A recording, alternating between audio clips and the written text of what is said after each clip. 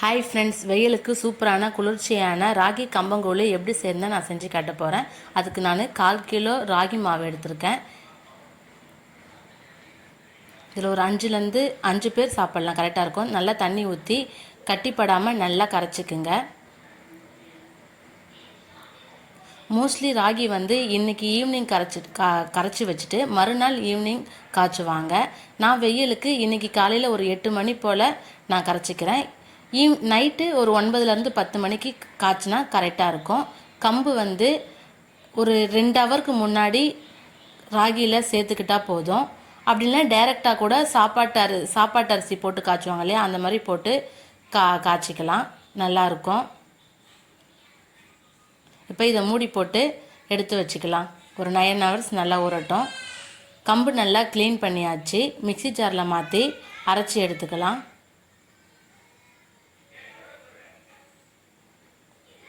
ரொம்ப நைஸாக அரைக்க வேணாம், கொஞ்சம் குறப்பாக இருக்கிற மாதிரி அரைச்சிக்குங்க. இப்போ ராகியோட இதை சேர்த்துக்கலாம். சேர்த்து நல்லா கை வச்சு நல்லா கலந்துக்கலாம். கை வச்சு கிளறும் போது கொஞ்சம் சீக்கிரமாக புளிச்சிரும் மாவு.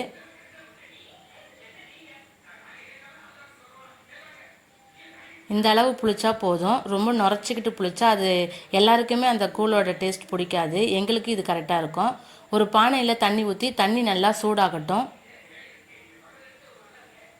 தண்ணி நல்லா சூடானதும் ராகி கம்பு கலந்து வச்சதை அதில் ஊற்றி நல்லா கைவிடாமல் கலந்துக்குங்க. நான் மற்ற வச்சு தான் கலந்துக்கிறேன்.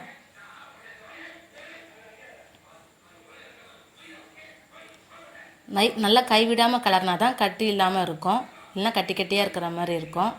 இது 1/4 கிலோ ராகின்றதால சீக்கிரமாக ஆகிடும், ரொம்ப நேரம்லாம் எடுக்காது.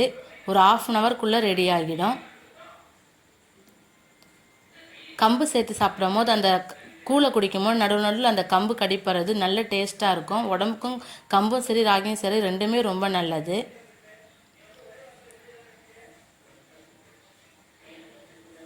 இப்போ கூழ் ரெடி ஆகிடுச்சு. ஆஃப் பண்ணி இறக்கிக்கலாம்.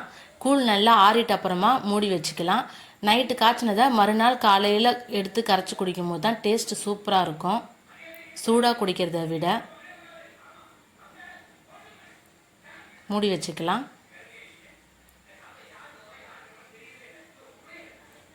மறுநாள் ஆயிடுச்சு. கூழ் நல்லா சூப்பராக செட் ஆகிடுச்சு. இப்போ கூழை எடுத்து கரைச்சிக்கலாம். கூழ் காய்ச்சும் போதே அதில் உப்பு போட்டும் காய்ச்சுவாங்க.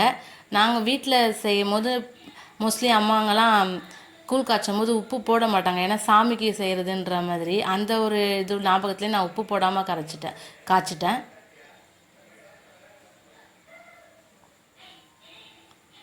தேவையான அளவு உப்பு போட்டுக்குங்க.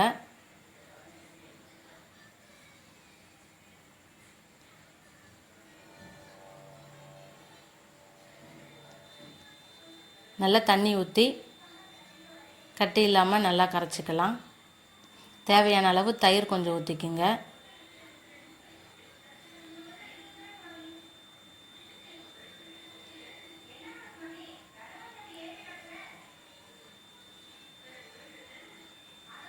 அவ்வளோதான், சூப்பராக கூழ் ரெடி ஆகிடுச்சு.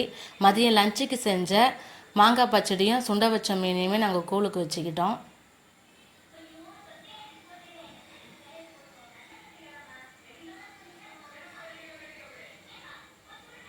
ஆனால் மோஸ்ட்லி இதெல்லாம் விட எனக்கு கூழுக்கு வெல்லம் வச்சு சாப்பிட்றது ரொம்ப பிடிக்கும். அது டேஸ்ட் நல்லா இருக்கும்.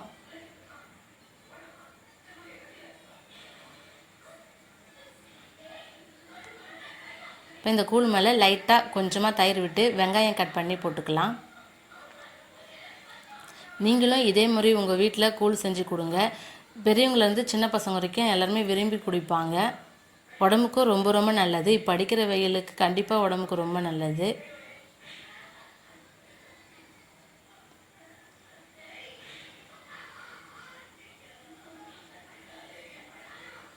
அருள் குக்கிங் சேனலை லைக் பண்ணுங்கள், ஷேர் பண்ணுங்கள், சப்ஸ்கிரைப் பண்ணுங்கள். தேங்க்யூ ஃபார் வாட்சிங்.